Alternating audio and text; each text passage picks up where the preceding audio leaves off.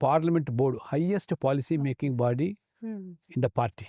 And BJP is supposed to be the largest political party in the world.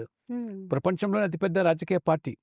ఆ రాజకీయ పార్టీలో అత్యున్నత నిర్ణయాలు తీసుకునేటువంటి పార్లమెంట్ బోర్డులో 12 మందిలో ఒకరిగా నన్ను ఒక తెలుగువాడిగా, తెలంగాణ వాడిగా, ఒక సామాన్య కార్యకర్తకు అవకాశం ఇచ్చిందంటే ఇది ఒక బీజేపీలో మాత్రమే సాధ్యం.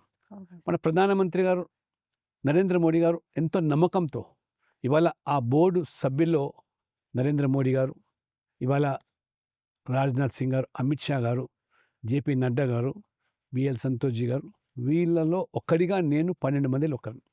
అదే రకంగా కేంద్ర ఎన్నికల కమిటీ 15 మంది సభ్యుల్లో అందరూ కూడా నన్ను మోదీ గారు అపారమైనటువంటి నమ్మకంతో, విశ్వాసంతో నన్ను తీసుకున్నారంటే మీరు ఊహించవచ్చు.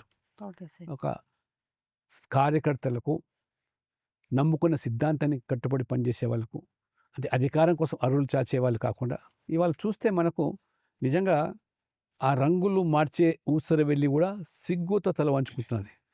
పూటకొక పార్టీ, మరి రోజుకొక మాట, అధికారం కోసం లేదా కుర్చీల కోసం ఎమ్మెల్యేలు, ఎంపీలు, మంత్రులు కావాలనేటువంటి ఆ యొక్క మరి కక్కుర్తిపడి నమ్మిన సిద్ధాంతాన్ని కాకుండా, లేదా ప్రజాసేవ అని కాకుండా కేవలం పదవుల కోసమే పార్టీలు మారుస్తున్నారు.